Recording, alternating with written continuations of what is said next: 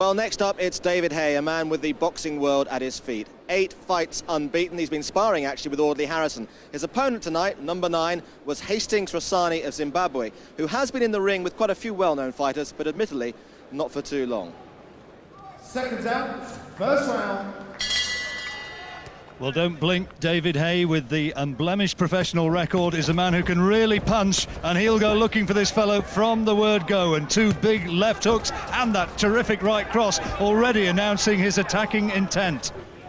Haye with 8 victories, and I don't think this one's going to last awfully long. Hastings Rassani already is having all on to avoid these real bombs which are being thrown by the 23-year-old from Bermondsey. Well, Haye's just got out the starting blocks real quick. He's not going to hang about with this kid. He's just going to jump straight on him, and he's just going to unload everything, I think. I don't know if this kid is even a genuine cruiserweight. You know, he's had a few fights at light heavyweight, and he can't take that kind of power. What a good shot that was. Terrific straight right hand. And I know that David Haye spars a lot with heavyweights, and you can certainly see that he's got the power which suggests that later on in his career there's no reason at all why he shouldn't not be able to mix it with the big man. I'm not so sure this is going to go too far. Once Haye settles himself down a little bit and really starts to pinpoint those shots, they're going to go right through this kid. David Haye says that he's ready to look for the likes of Carl Thompson and the British champion Mark Hobson right now. Billy Aird, the referee, he was a decent heavyweight in his own right a few years ago. Well, Haye's still, you know, he's still at the learning stage of his career. You know, he's only had like a handful of fights. Shouldn't have been too much of a rush to get to where he's going, but he's got so much potential, this kid. He really has. He's got championship stamped right across his forehead. Well, Rassani was taken out in 1 round by Carl Thompson not so long back, and there is a real suggestion that he's far from the fighter he once was. He lost 9 straight, drew his last contest, but here against Haye, well, he's having all on just to survive. I'm not quite sure what put him down there. That's a slip, I think, and the referee has announced it as such. He's only had 16 rounds, you know, David Haye. What he needs at this stage are rounds under his belt, Duke. Absolutely, yeah. But that punch that missed that kid, the wind alone put him down. It was thrown with such venom. Well, I don't think Hastings Rassani wants to have too much more of that, does he? It was a body shot that did it, and Billy Aird has taken a look at him and said, that's enough, it's all over. And that is another first-round stoppage for David Haye. You might say that he's not beaten an awful lot here tonight, but there is no doubting the quality and the power of the punches that he unleashes. David Haye's a big puncher in this weight division, he really is, and he will give any cruiserweight, probably certainly in Great Britain or Europe, he's going to be a real handful. He's going to give him plenty of problems.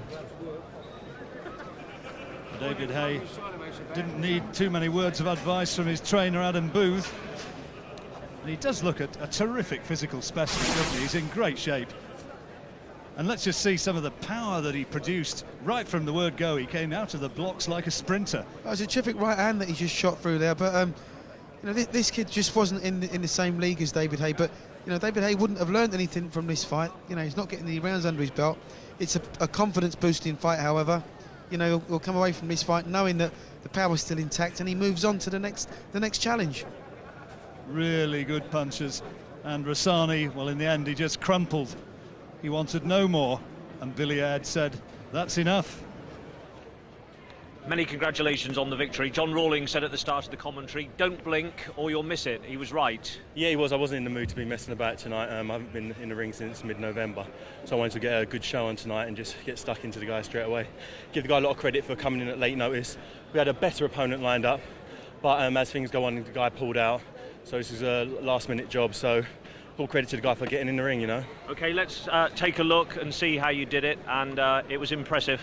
Thank you. I was just lining him up, looking for the openings. He was a little bit tougher than I thought he'd be. He took a few good shots, and it's good luck to the guy, you know. It wasn't his night tonight. I was on form. So another one, I'd like to wish him a happy Mother's Day and all the mums out there. OK, well done. You scored a few points. You'll do your Sunday lunch now. Yeah. Now, you just said there that you did have a better opponent, and you do need to sort of step it up with better quality, don't you? Without a doubt. I'm not trying to say this guy was a legitimate contender or anything, but I'm aiming to be. I really want to fight Mark Hobson for the British title. Has been my aim. It's my aim this year to fight Mark Hobson and Carl Thompson. That's by the end of the year. I want to fight those two guys. Carl Thompson's a different situation because he's the IBO champion. And for me to fight him, I have to work my up the IBO rankings by fighting world-class opponents. I have to be ranked in the top 35. So I'm going to start bringing over some quality Americans, high-ranked Americans, and start moving up the world ladder. But that would be much later in the year. More immediately, you'll be back in the ring fairly promptly. Yeah, looking at getting out again in May. So I'm going to stay in shape. I didn't get out of shape. Since November to now. I had a fight with Lee Swaby lined up, that fell through. So I was just here tonight. It was a last minute job, so I'm in good shape. I'm here, put on a good show, and looking forward to be back in May. Brief and to the point. Well, I mean, he looked spectacular, didn't he? But he didn't put a glove wrong tonight. But at the same time, he was up against a very poor opponent, and I think it's actually degrading David Haye going in with opponents like that. But nevertheless, a boxer can only beat what's put in front of him, John, and he did the job. He did it in style. Whose fault is that, a mismatch like that? Well, it's a mixture of thoughts, John. Tonight you can't put the blame on one particular person. It's not necessarily David, it's not his promoter, it's certainly not the promoter of tonight's fight. I think it's just a case of get David out, new deal's been signed. He'll come back in May in what we hope will be at least a 90-10 fight as opposed to a 99-1 fight. Okay, let's move on and come... Our satellite